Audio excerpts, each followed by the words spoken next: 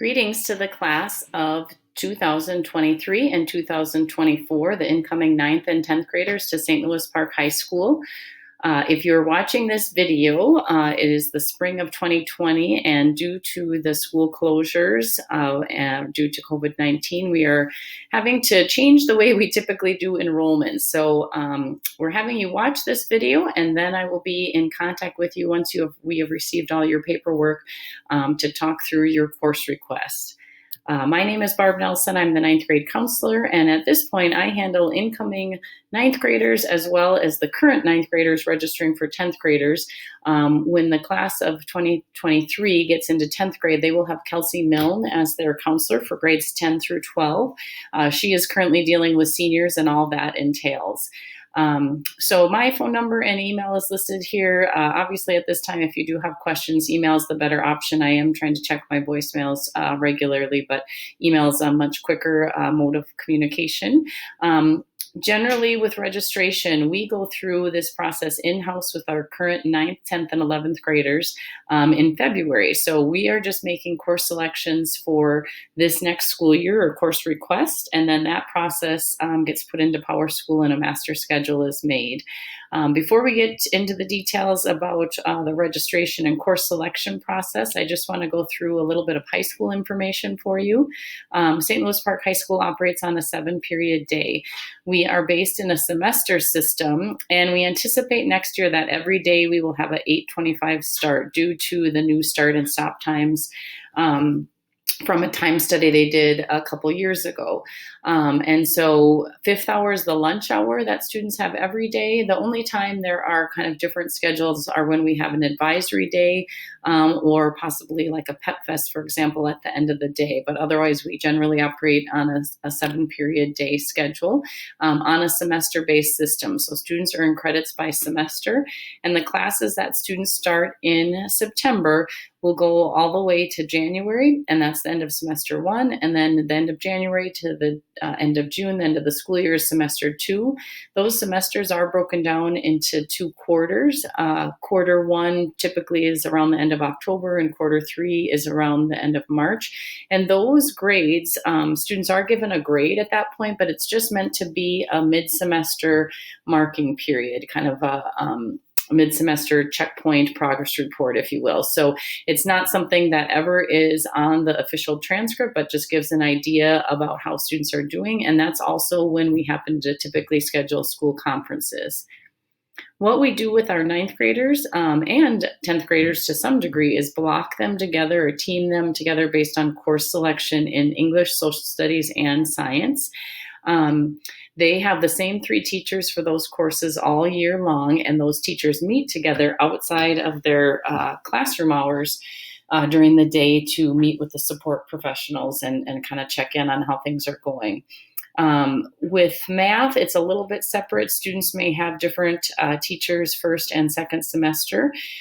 So that's something just to be aware of, that you may not have the same math teacher all year because their courses vary based on semester what they teach. If you are a student that has an individual education plan and qualifies for special education, you would have a case manager assigned at the high school. This person is someone who would help me with the scheduling and help determine what classes you should go into. Typically, if a student with special education needs was enrolling, we would have a case manager be present. So with this, we will have to talk through individually if there are some IEP needs when we have communication about course requests. In the fall, what we typically do for both freshmen and then incoming new students is have an orientation. Generally, that time frame is the Wednesday before school starts, and with school starting so late this fall in September after Labor Day, it looks like it's going to be Wednesday, September 2nd. That information will come in that back to school mailing that I mentioned. That same day in the evening, we have a parent orientation for parents of incoming freshmen. And so the parent one is more just kind of a question and answer, and we do a presentation, and with the 9th graders and then the new students coming in, they start with a general session, get to kind of tour the building and do a little scavenger hunt, and then end the day with an activity fair to learn about all the different clubs and activities and sports and things that go on at the high school. If you haven't had a chance to look yet, the course catalog is all put on the website. It has information on every course, the description of it, what grade levels it's open to, and you can find some other things that I'll be mentioning as we go along, but a great place to go just as a resource and to kind of look around. There may be courses for freshmen and sophomores they can't take yet, but something to just maybe be aware of that you want to take or eventually take as you go through the high school. We have a number of different levels of classes. Kind of honors is more in 9th and a little bit into 10th, but then advanced placement, international board baccalaureate classes take place, one in 9th grade actually, and then in the upper grade levels. And I'll be talking a little bit more about those in the presentation. But if you aren't familiar with them, AP and IB are both more rigorous courses that you have the potential to earn some college credit, depending on how you would do it on an exam at the end of either 1 year or 2 years of a course. Whereas honors is just that designation on the transcript, and all of our transcripts when they're sent to colleges, when students start to apply, have kind of a transcript cover sheet that denotes what kinds of courses and programs that we offer, so colleges and universities are aware of it. And the last thing, just grades and credits matter. For students coming in, high school is a big step and a big transition, and we want you to know that doing your best right off the bat is really important. These teams of teachers we have to support you in our BAR program, or Building Assets Reducing Risks program, is really helpful, but we need students to kind of do their piece. Attend class every day and do your homework, and you will not have a problem in earning the credits that you need to graduate. And speaking of graduation, here is a list of the graduation requirements. We require 46 semester credits to graduate. So that means the equivalent is you earn 1 credit per class per semester. So typical students earn 12 to 14 credits per year. Now, the minimum to be considered a full-time student, for example, like a 10th grader might only take 5 classes each semester. So that's kind of the minimum a student can take. But generally, freshmen and sophomores carry a load between 12 and 14 credits each year. Now, how that's broken down is listed there. You can see with 8 English and 8 social studies, and it has kind of a layout of what classes you take as you go through each of those grade levels.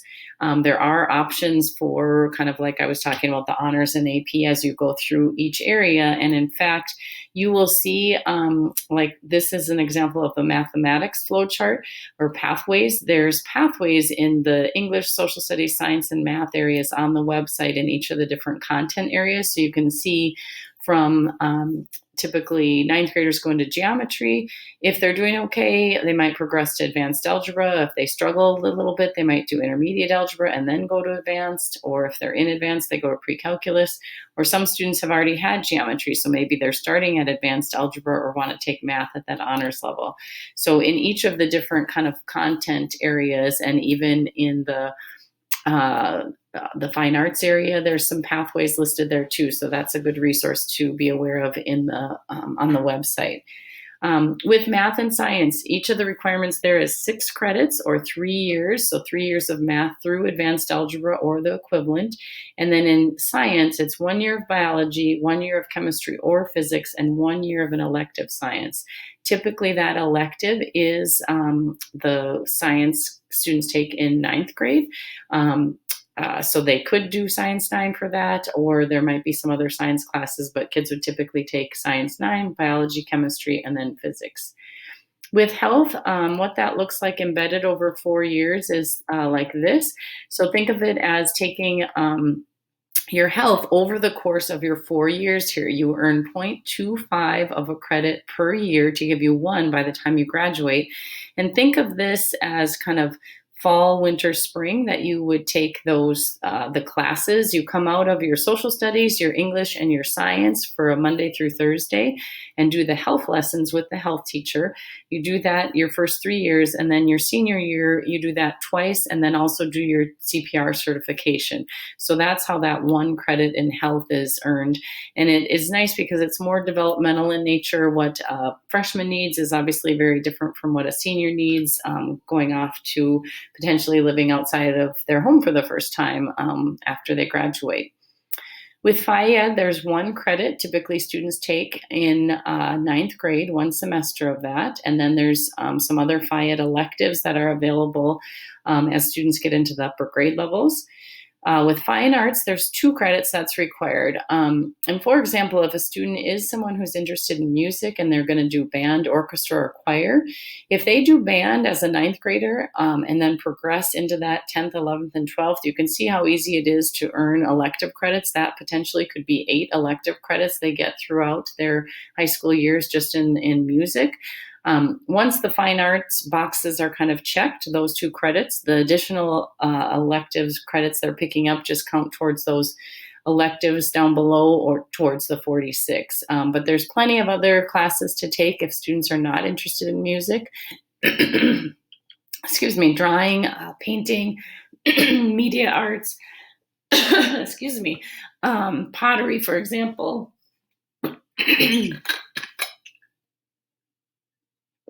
And then in the upper grades, there's also photography and several other classes. They actually just added a beat making and modern band class for students that might be interested in that as well. There also is an ICL class for ninth grade. It is a required class for graduation, and it's kind of all things computers. So Microsoft Excel, PowerPoint, Word, those are things you would do in that class as well as a little programming. I mentioned we do an advisory day, and that might be a day there's an altered schedule. So the career and college readiness credit that students get is through the advisory class. They have a class once a month on a Wednesday typically. So they earn that fine arts credit, similar to health, how it's 0.25 of a credit per year, to be able to give them 1 credit in the career and college readiness when they graduate. And it's kind of a baseline of information that's pushed out through the advisory. And then there's additional things the counselors will do in working with students to be able to get them ready. For example, like we just had a college fair a couple weeks ago, and there's typically a career fair. So some different things like that happen throughout the school year. And then the balance of the credits is made up of electives, and there's lots of different areas where there are electives.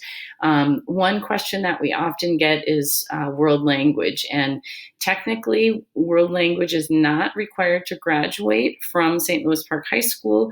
Most students, if they're going to take it, it's because they are thinking ahead to college admission. A college would want to have at a minimum 2 years, but typically 2 to 3 years of a single second language. And for any of our students coming in that are not native English speakers, typically the question they would ask is, can you read and write as well as you can speak in a second language? And so sometimes students have the skills in all those areas, but many times we find that students can just speak in their non-native language. And so, or in their native language, sorry. And so then they might want to consider taking a language at the high school, so they have that for the college admission piece as well.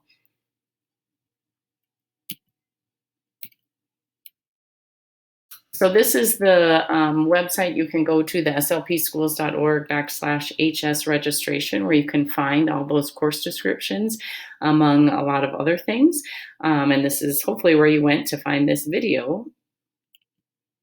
One of the things I just want to touch on too is this pathways of study. A few years ago, more than a few at this point, we had kind of this academy structure that we started with. And what that grew into was this pathways of study. So these 5 content areas that are listed across the top here, those came out of a lot of research with different colleges, business owners, economic indicators, looking at what jobs would be coming or be in need as we went into the next 10 to 20 years. And so we developed courses to kind of match those. And this doesn't mean you have to take all these courses or these courses in that order. It's just courses that fall in that content area, some of which have articulation agreements, meaning that you would have the opportunity to earn some college credit based on how you do in high school.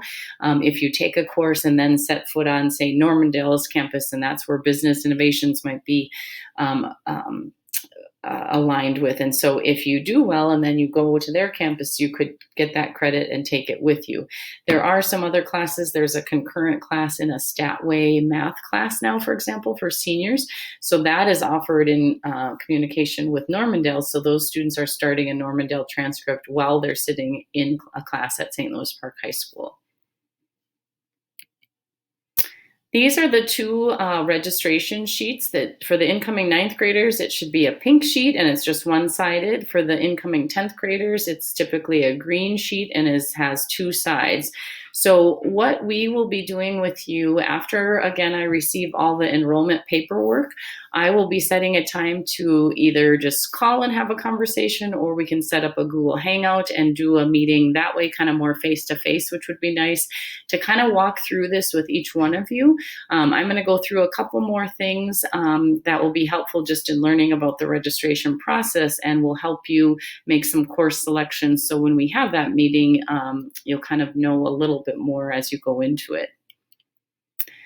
For incoming 9th graders, on the right-hand side of that sheet, there are 4 options down the side. So when you're looking at this, you're either going to be doing option 1, option 2, option 3, or option 4. If you're a student who is interested in taking a world language and a music, you are taking both of those for full years. And that's actually something I'm going to go back and note. Whenever you see on these forms, when there's a S1 and S2, it means it's a full year course and you take the same course all year long. Whenever you see courses that have one box, they are courses that are 1 semester courses that could be offered either first or second semester. So we don't know when journalism, for example, is going to be offered. It might be first or it might be second, or if there's enough students, there could be a section in both semesters. And that holds true for all of our registration sheets. So when you're looking at this if you were a student taking world language and music, you would have your English, social studies, science and math, Phi-Ed and ICL, and then a full year of world language and music, and you wouldn't have any other choices for electives. So you'd have 7 full classes each semester.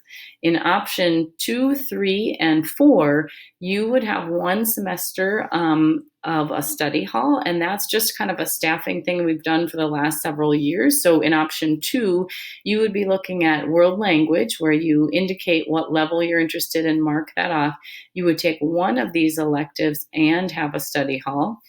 In option 3, you would be taking a full year of music and 1 of the electives and a study hall. And then option 4, you are not taking either a world language or music. Maybe you're going to opt to start a world language as a 10th grader and you want to take some of these different elective options. You choose 3 of them and then have a study hall. For any of options 2, 3, or 4, there's a place down here to write alternate choices, and I will talk this through with you. But generally, with world language and music, we're able to make those schedules work to get everything that you need. In these options, it might be that, like pottery, for example, is a very popular class. If it fills up with upperclassmen first, and that's not to say freshmen certainly get into it, but we want to have a second and even third choice. And I put those into PowerSchool when I'm doing the registration, so we know what your options would be, and I don't end up having to select an elective for you. So it's really nice if you pick a first choice here and then have maybe a second and third choice option there. Again, option 1, 2, 3, or 4 for your elective choices. And on the left-hand side, that is where you're looking at each of the core courses, which we'll get to in a little bit here as well.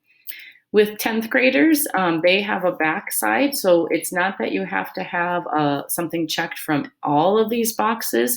You just need to have a total. If you were counting up from the front, you would have 8 boxes checked there because you would have classes in each content area for a full year. And then on the backside, and again, this is incoming 10th graders, the remainder of your classes to get up to 12 to 14 could come from any of these content areas. And then we also want you to do some alternate choices there. Just a note on honors in 9th grade, how we do it. Honors includes the choices, and kind of AP, I guess, is included of these 4 classes. So you can choose honors English and honors civics, or there's an AP environmental science class, or you can choose an honors level of math. For any of these classes, if you don't choose to take honors or the AP, it doesn't hold you out of any other honors, advanced placement, or IB classes in the upper grade levels. This is something students can choose to take at any time and do not have to have kind of very specific prerequisites. What we used to consider for students when we did more of an application process was kind of looking at their grades and their test scores. And we always have a high number of students who are interested in honors coursework. And it's really nice now because we've made it a student selection process that you don't have to do all or nothing. You don't have to do all honors in ninth grade. You can pick and choose. Which makes it really nice for students who maybe want to try one class before jumping in all of them. What I will say is typically a class like the Advanced Placement Environmental Science, that is an AP class. And if you're interested in learning more about it, you can go to thecollegeboard.com and kind of look up a course description. You can look at a sample test, and that class is preparing students to take a test at the end of the year, which could earn them some college credit. Just a note on that class is that it is based on a 12th grade reading level text, and it's taught where students have to be able to study and learn pretty independently. They're given kind of study guides and are expected to take reading notes that will lead them to being able to do well on the unit tests as they go through in preparation for the test that typically is in early May. The other classes, like a difference in an honors English versus regular English, for example, and this holds true kind of into the upper grade level, into 10th grade. In regular English, you might be working on a paper and typing it and having time in class. In the honors class, you'd be expected to doing that actual typing of a paper outside of class. There's probably going to be a higher level of discussion and maybe go at a faster pace. In civics, for example, they cover the same content, but it's just, again, at that higher level and higher expectation. And if you noticed on the pink sheet for this year, the classes for civics are all going to be taught together, and students will have an option to opt into taking honors, and there would be not more, just different levels of assignments if you intend to have honors civics as a designation on your transcript. Again, our hope in this is to have students self-select into courses that are going to be the best fit for them and maintain some kind of balance in their coursework, because I've seen students who take on all of it and get super stressed out, but there's also students who take it on all of it and are doing just fine. And so you have to kind of know yourself, know your student. As parents, you need to know your student and be able to help them kind of look at the big picture in terms of what they have outside of school, whether that's sports or working or family commitments, religious commitments, things that are going on that they need to put time into as well and have some balance. In terms of kind of switching, there's going to be a pretty limited time frame to do that. And we really kind of try to hold schedule changes. We know with ninth graders coming in, that can be challenging. But then it would either happen at the quarter or at the semester. And if a class is changed at the semester grade would be final that they earn. And then with math, it's a little different. They've had in the past, and I'm not sure if they're going to do that this fall, there's a pretty specific performance contract that you would get coming into the class. Math has some recommended RIT scores, which, if you're familiar with the NWA MAP, Measures of Academic Progress, they typically want students testing at the 95th percentile. So kids who are really strong in math to do the honors geometry or honors advanced algebra and pre-calc class, because they move at a very fast pace and the expectation is that kids are keeping up. If they aren't able to keep up, they just get switched into the regular level of the class. But it's helpful to have a good idea of what you're getting into ahead of time with that honors math piece. Just for students, there is, I wanted to just show this as a way to kind of think about next fall and getting involved. Hopefully we will all be back in the building and be able to take part in all of these great activities and athletics that we have going on. This may not even be an updated list because things change. Students can actually come up with once a quarter, there's a meeting where they can propose a new club or activity as long as they have an advisor and enough people to join. So this is something we really encourage students to get involved, especially if you're coming from outside the district. This is something that connects you to the high school, and we really feel like helps students feel like part of the community. If you do have questions after watching this, that's what we'll cover again when we connect to talk about the course request. So once I hear from Nancy Yeager, the counseling secretary, that she has gotten all your paperwork, I will reach out, or you can feel free to reach out to me at either this email or my phone to be able to say, hey, we've watched the video, we're ready to make some choices. And once we have all the paperwork, we will make sure to get you registered, and I will be able to then input all of your information into PowerSchool. So I really look forward to working with all of you and hopefully getting to see your faces when we connect about course requests for next year. Thanks so much.